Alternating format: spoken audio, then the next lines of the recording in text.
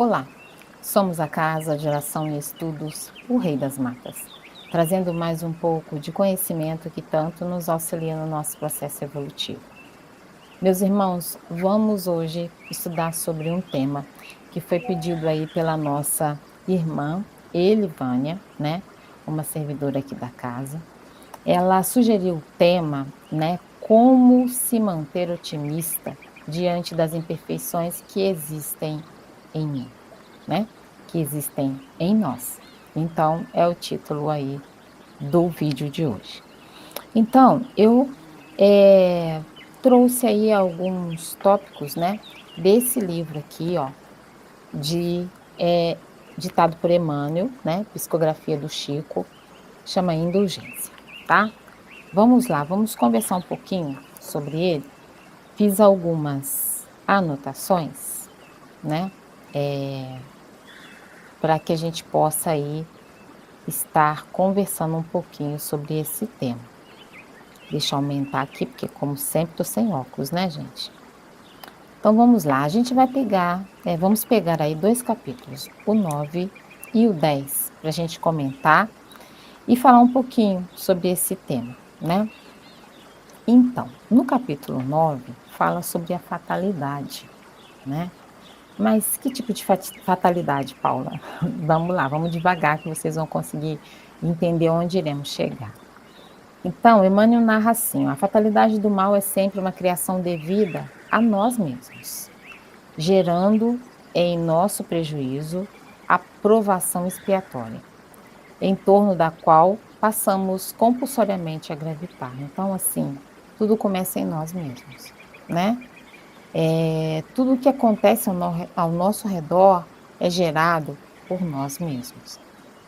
Semelhante afirmativa dispensa qualquer discussão filosófica, pela simplicidade com que será justo averiguar-lhe o acerto, nas mais comezinhas atividades da vida comum. Então, assim, a gente vai perceber que em todos os campos é nossa atuação ali. Mas aí vocês dizem assim, mas Paula, meu vizinho brigou comigo e eu não tenho nada a ver com isso. Mas em algum momento dessa vida ou de vida passada, você ressonou de uma forma a ter uma inimizade com esse vizinho, né? Por isso que essa fatalidade chegou até você. Então, dando prosseguimento, ele mais à frente ele disse assim, uma conta, né, esposada naturalmente é um laço moral tecido de devedor à frente do credor. Então, é uma pessoa que deve e a outra que vai receber ali, impondo-lhe obrigação de resgate, obrigação de pagamento, né? Um templo doméstico, uma casa, né, entregue ao lixo sistemático, transformar-se-á com certeza num depósito de micróbios e detritos, determinando a multiplicação de inúmeros processos, né, de núcleos infecciosos de enfermidade e morte. Então, viver num ambiente em que esteja sujo, desorganizado, isso gera doenças, né? A gente bem sabe disso. Mas aqui a gente não vai falar só das doenças físicas, não. Vamos falar das doenças espirituais que atrapalham o nosso campo eletromagnético também, tá? Um campo confiado ao império da erva daninha converter-se-á, sem dúvida, na moradia de vermes insaciáveis, compelindo o lavrador a maior sacrifício na recuperação oportuna. Então a gente vê aí larvas, né, tomando conta de certos lugares por conta da falta de higiene, né? E também de plantas tomando conta de casas, né? Por falta da limpeza dos terrenos, aonde se guarda também muita sujeira física e espiritual, que é o caso do que a gente está falando aqui agora. Assim ocorre em nosso esforço cotidiano. Não precisamos remontar às existências passadas para sondar a nossa cultura de desequilíbrio e sofrimento. Então a gente não precisa voltar lá às nossas vidas pretéritas, às nossas vidas passadas, para entender, né, o quanto que a gente ativa o desequilíbrio e o sofrimento, né. A gente vê isso no nosso dia a dia, na forma com que a gente vai agindo com as pessoas, né, porque no trato com os nossos irmãos é que a gente vai mostrando quem a gente realmente é. Então, assim, vale a pena, a gente fazer um exame de consciência todos os dias para verificar, né, o que que a gente tem feito de errado, né, no decorrer do nosso dia, no decorrer da nossa semana, né, porque tem sempre algo ali voltado em nós que vai explicar tudo o que tem nos acontecido, tá. Não precisamos, né, então remontar vidas pretéritas, né. Que a gente escute a nossa peregrinação, o nosso dia a dia, né. Um dia após o outro, a gente vai agindo de formas que vão se modificando, às vezes para melhor, às vezes para pior. Mas como tem sido isso na grande maioria das vezes, né? Vale a pena a gente parar e pensar, tentar entender quem temos sido, né? Quem que a gente está se mostrando? É o nosso lado negativo que está se mostrando mais? É o nosso lado positivo que está se mostrando mais? Como eu recebo a energia do orixá em mim e como eu vou disseminando isso? Como eu recebo o axé do orixá e vou disseminando isso, né? É muito importante analisar isso no nosso dia a dia. Em cada passo, quando marchamos no mundo ao sabor do egoísmo e da invigilância, geramos nos companheiros de experiências os mais déficits de posições morais contra nós. Então, assim, quanto mais a gente é egoísta, quanto mais a gente é invigilante, a gente vai vendo pessoas ao nosso redor sendo egoístas e invigilantes. E por muitas vezes existem farpas sendo trocadas entre nós e essas pessoas, né? Um desequilíbrio total toma conta de nós, né? E a gente acaba levando essa mensagem do desequilíbrio de forma errônea para os nossos irmãos, né? Coisa essa que deveria ser uma mensagem de otimismo e não de desequilíbrio, né?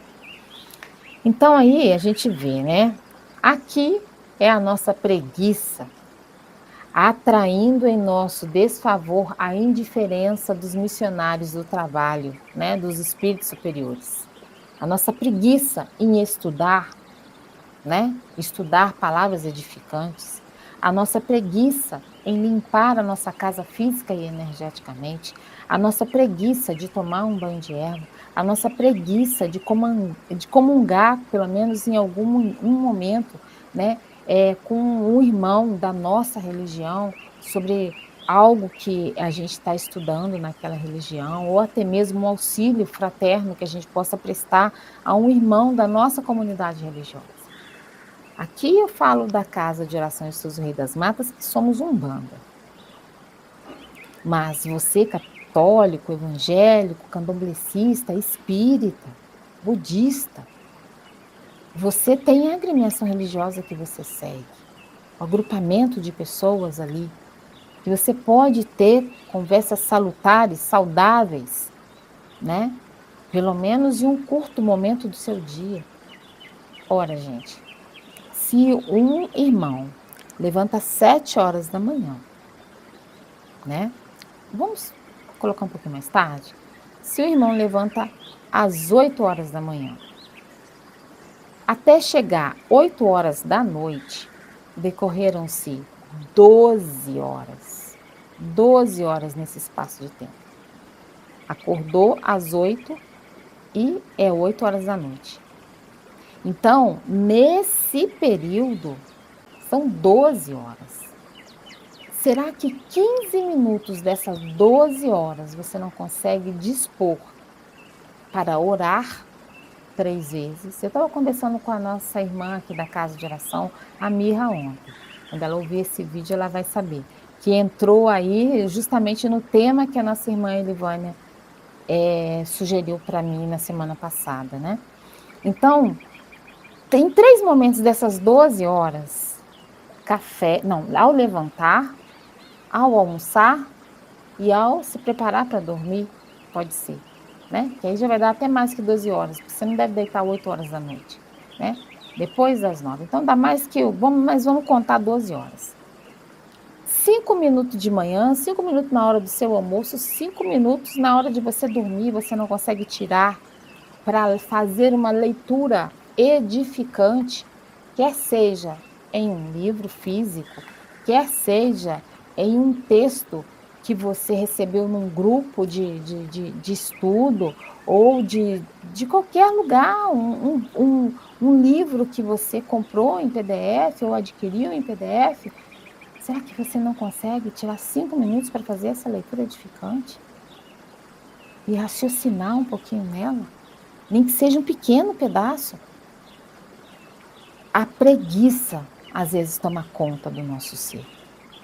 E aí, por conta disso, vamos praticando muita coisa errada no meio desse processo. E eu vou explicar para vocês porque eu coloquei essa imagem aqui do fundo, tá? Mas no final eu vou explicar. Essa imagem é daqui da nossa cidade. Esse morro chama Morro da Formiga, né? Depois eu vou explicar para vocês algo em relação a ele. Então, assim, por que que não podemos, né, tirar um tempo para o nosso sagrado, para o nosso divino, que habita em nós, né? Isso faz parte do saneamento do nosso mental e do nosso sentir, né? Vamos mais à frente, ó. Acolá é o gesto de incompreensão provocando a tristeza e o desânimo nos corações interessados em nosso progresso. Então, assim, e mais além é a própria inconstância no bem, sintonizando-nos com os agentes do mal. Então, você deixa de sintonizar com os orixás, com os guias espirituais, por aquela preguiça que a gente falou, em estudar, em fazer suas firmezas, em fazer a sua limpeza física e energética da sua casa, em limpar o seu mental, o seu coração, através da leitura edificante, né? Ou da meditação que nos ilumina do interior para fora, né? E a gente deixa de sintonizar com os irmãos espirituais para sintonizar com espíritos eguns, obsessores, quiumbas. Então, como esperar que as nossas mazelas não sejam repetidas nessa vida, uma após outra, se a gente não se esforçar, né? Lembremos-nos de que os efeitos se apressarão segundo as causas. Lembremos-nos de que os efeitos se expressarão segundo as causas e as alteraremos o jogo das circunstâncias em nossa luta evolutiva, desenvolvendo conosco e em torno de nós mais elevada plantação de amor e serviço, devotamento e vontade. Se a gente se esforça, se a gente faz o que é necessário para manter pelo menos durante 15 minutos. Eu tenho certeza, meu irmão e minha irmã, que você dispõe de 30 minutos do seu dia, dessas 12 horas. Vão te sobrar 11 horas e meia. Eu tenho certeza que você consegue dispor de meia hora.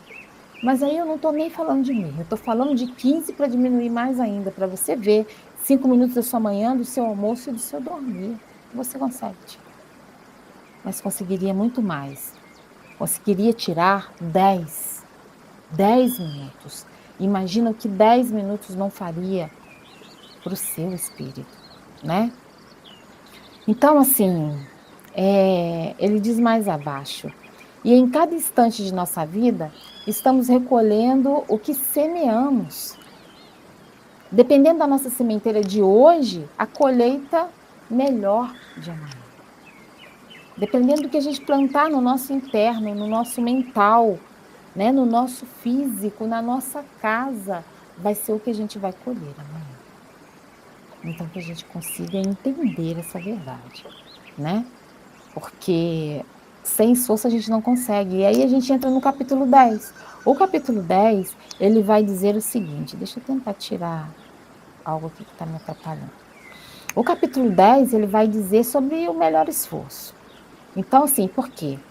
Dentro de todas as dificuldades, no nosso dia a dia, nós que somos da religião, pelo menos de Umbanda, ou que segue outra religião, a gente procura, na nossa fé, né, uma forma, né, o correto é procurar uma forma para servir a Deus, né, e não querer somente que Deus nos sirva com tudo aquilo que a gente deseja, mas o correto é a gente servir a Deus. E servir a Deus, como o Cristo disse, como os pretos velhos nos ensinam na Umbanda, servir a Deus é cuidar dos nossos irmãos, né. Então todos nós buscamos em nossa fé o dom para servir a Deus. Entretanto, a cada passo, ante a nossa bagagem de sombra, reconhecemos quão difícil se faz a concretização dos nossos desejos. Porque a gente tem tanta sombra no nosso interior que se torna difícil a gente entender como a gente vai conseguir concretizar esse desejo de servir a Deus.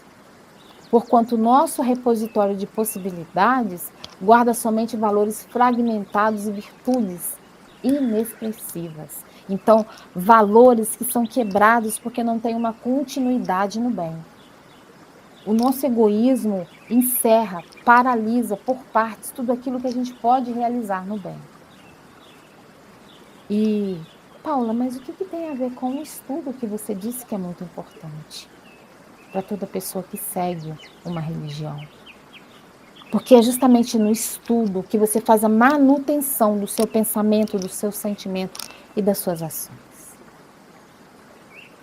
Porque quanto mais você estuda, mais você vai guardando no seu mental superior conhecimentos que são ferramentas que serão usadas na sua vida quando você for usar para o próximo. Então, as virtudes inexpressivas é porque elas não têm uma forma de expressão que se fixe no seu dia a dia, na sua forma de ser. Que tremem e desaparecem rapidinho, né? A maneira da chama frágil e bruxulenta, que se apaga ao primeiro golpe de vento. A chama bruxuleia, né? Ela faz isso. Então, na forma de uma chama que de repente vem um vento e apaga a sua fé e o seu desejo de servir no bem. E o que é esse vento? Seu egoísmo, seu orgulho, sua indisciplina.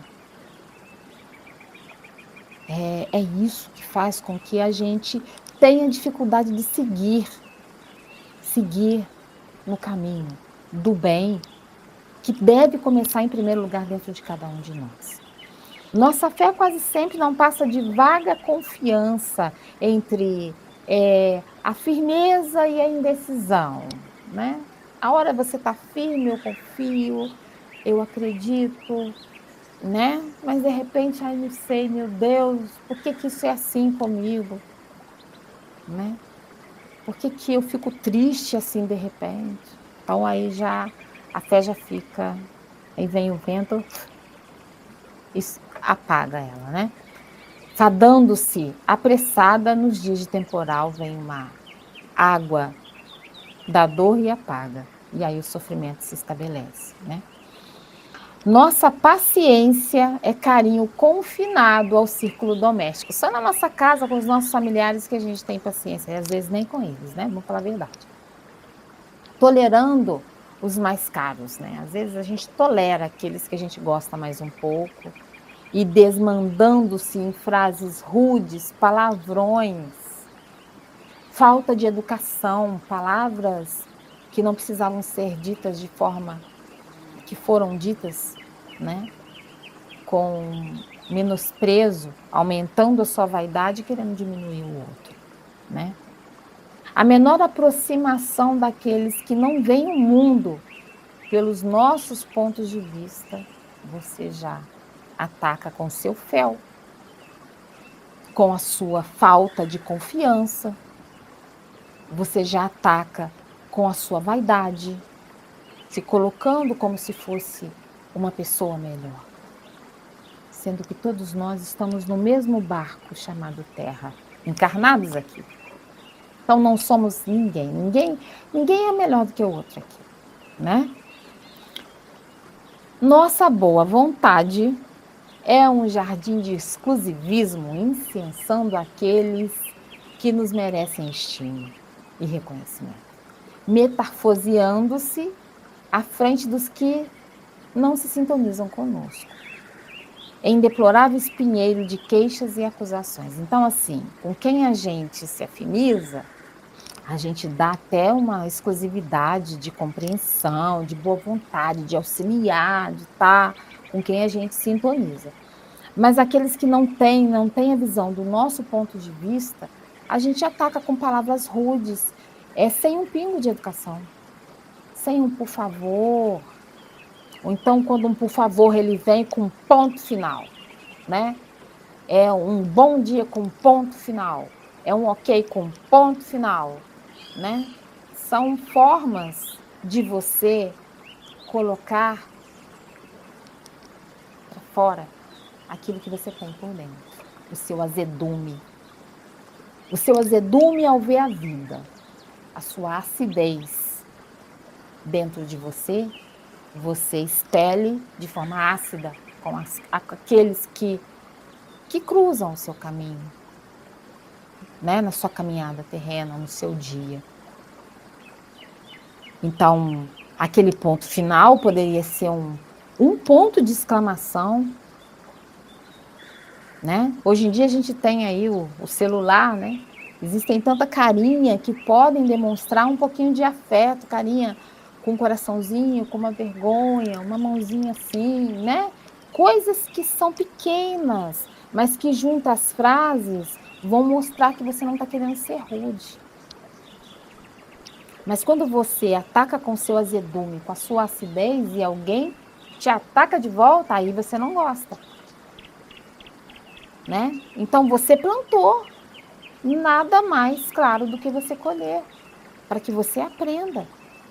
Não jogue sua acidez para fora, não jogue a sua forma rude de ser para fora.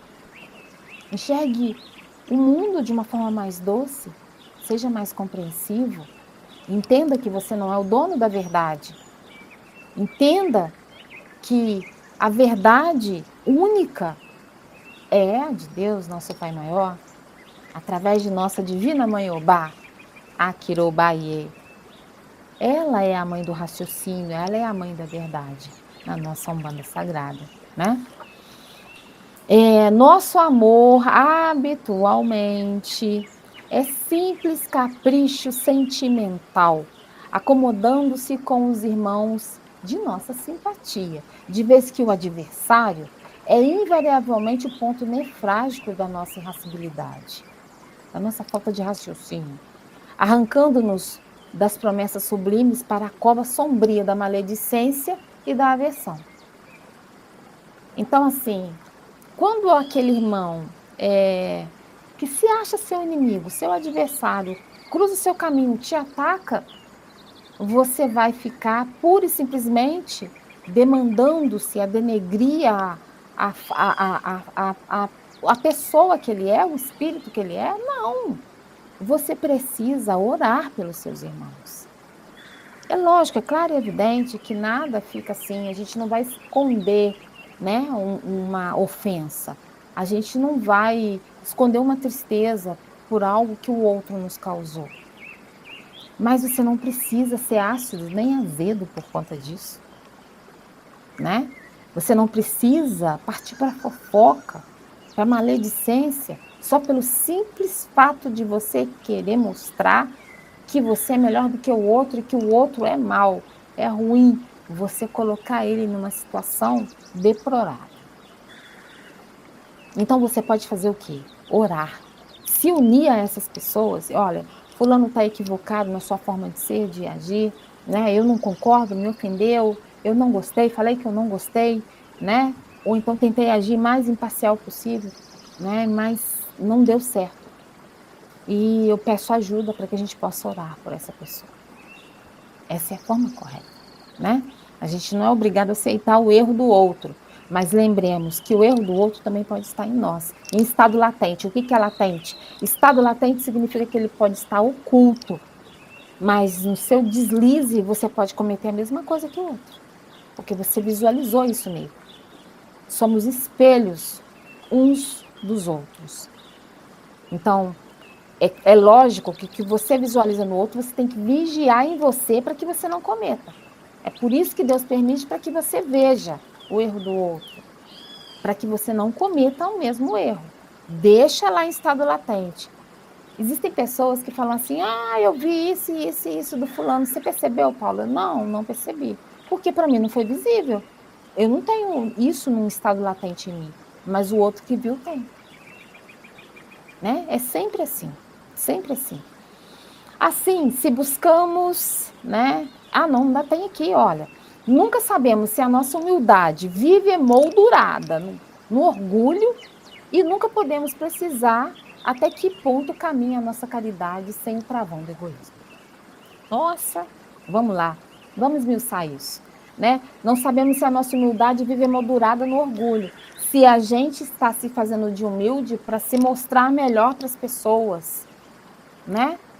E isso é orgulho. A partir do momento que alguém te fere, aí você vai lá e solta as garras, solta as unhas, agride a pessoa com palavras ou gestos, até você botar a pessoa no chão. Ao passo que, se fosse humildade mesmo, né, você não humilharia a pessoa, não viraria as costas no sentido de nenhuma oração fazer pela pessoa. E o ponto da caridade que é pior. E nunca podemos precisar até que ponto caminha a nossa caridade sem o travão do egoísmo. Porque quase sempre os processos de caridade são assim: troca. Você procura fazer aquela caridade sem pedir nada em troca? Como que a gente sabe isso? Ajudar alguém sem querer que a pessoa faça nada por você. Quando você, eu gosto sempre de agir assim, gente. Quando eu preciso do auxílio de alguém, porque todos nós precisamos uns dos outros, eu jamais vou tentar comprar o outro materialmente. Não que, se eu ajudar alguém e depois pedir algo, que eu comprei primeiro a pessoa para depois eu pedir o que eu precisava. Não, não é dessa forma. Depende muito do seu coração. Porque se aquela pessoa não puder te ajudar, você vai ter raiva dela? Se você tiver raiva dessa pessoa, se ela não quiser te ajudar ou se ela não estiver podendo te ajudar naquele momento, aí você não agiu com caridade. Você agiu por interesse. Se você consegue o que você quer, vira as costas no calcanhar e nunca mais quer saber dessa pessoa, você também agiu por interesse. Que fique bem claro. A gente não vira as costas para as pessoas assim, que nos ajudaram. Não devemos fazer isso. Mesmo se você já tiver ajudado essa pessoa te ajudou, você não deve virar as costas para ela. Porque é no momento das dores é que a gente vê quem está realmente do nosso lado, né? Então, assim, é que a gente pare para pensar nisso. Cultivar, né? É aquela história do Pequeno Príncipe, né? Você se torna eternamente responsável por tudo aquilo que cativa. Então, que você consiga entender. Você ajudou alguém, o outro te ajudou, aí está no momento em que a pessoa não está podendo te ajudar naquele momento, você vai virar as costas para essa pessoa? Essa pessoa não te ofendeu, não fez nada, só falou que naquele momento não ia poder. Você vai virar as costas para essa pessoa? Não. Mas se essa pessoa se modifica com você, né? Você auxiliou ela, ela te auxiliou, mas de repente ela se modificou com você. Se tornou fria, insensível e de uma certa forma até ofensiva, deixe ela. Deixe ela no canto dela. Quando ela melhorar, ela te procura. E com certeza, doeu em você, mas o tempo cura as feridas. E num futuro, quando essa pessoa te procurar de novo, aí você vai conseguir tratar normal. Pode não ter mais confiança, mas vai conseguir tratar como um irmão em Deus, né? Então, olha, assim, se buscamos uma atitude que nos torne agradáveis ao céu, integremos-nos na atividade incessante no bem. Não é que você tem que estar dentro de um templo religioso para estar fazendo isso, mas que você faça o bem para todos aqueles que te cercam. Não queira fazer o bem só quando você estiver dentro da igreja, só quando você estiver dentro do barracão. Não queira fazer o bem só quando você estiver dentro do terreiro de Umbanda. Faça o bem aonde você estiver. Isso é fazer o bem. Em casa, no trabalho, na faculdade, na escola, com os vizinhos, no transporte público, na religião, no templo religioso, em qualquer lugar que você estiver, no banco, no supermercado, em todos os lugares sempre existe a oportunidade de fazermos o bem. Porque servindo e aprendendo sem repousar, não dispomos de tempo para os cultos às nossas próprias fraquezas, aos nossos erros. Quanto mais a gente ajuda as pessoas, quanto mais a gente serve, auxilia, dá um ombro amigo, escuta, aconselha, dá um bom dia, uma boa tarde, uma boa noite, como vai? Tá tudo bem? Você melhorou? Quanto mais a gente faz isso para as pessoas, a gente esquece dos nossos erros, das nossas fraquezas e não fica cometendo os mesmos erros sempre. Não fica lembrando de se queixar sempre das coisas, de reclamar sempre. E o estudo nos ajuda, nos abre o véu que nos cega, sabe? Esse véu que cega é o orgulho, a vaidade, o egoísmo. Consagremos-nos à tarefa que é nossa, melhorando-nos cada dia entre renúncia aos nossos desejos e o serviço incansável aos nossos semelhantes. Como renúncia aos nossos desejos? Ah, eu quero é ver televisão agora. Eu não quero responder fulano agora. Aí passa amanhã, você também não quer, no outro dia você também não quer, no outro dia você também não quer. A pessoa está precisando de você e você está negando auxílio. Todos os dias, semana a semana, você virou as costas, literalmente para a pessoa que te ajudou e você ajudou ela, só que agora você não quer mais, você pura e simplesmente virou as costas. Sem nada ter motivo, é porque você não precisa mais, aí você descarta. E isso não pode. Por mais tarefas que a gente tenha no nosso dia a dia, como eu disse para vocês, 8 horas da manhã se levantou, 8 horas da noite deu 12 horas. Por mais tarefa que você tenha nessas 12 horas, você consegue dar atenção para as pessoas, se você quiser, mesmo que seja um pouquinho. Às vezes eu chego no WhatsApp e falo assim, olha gente, estou passando aqui rapidinho para desejar só um abençoado dia, uma abençoada noite. Sabe? É uma frase pequena. Mas eu mostrei que eu lembrei daquelas pessoas, daqueles irmãos ali.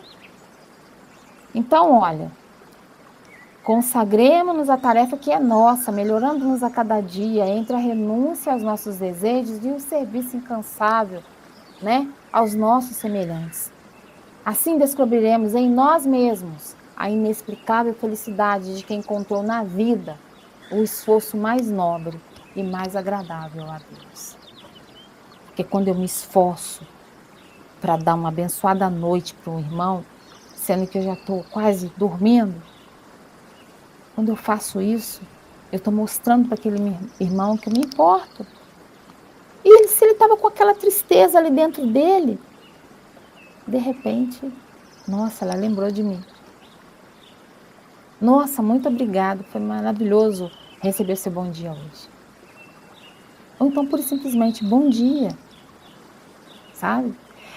Mas a gente, às vezes, na correria, sabe? Vai cometendo erros atrás de erros.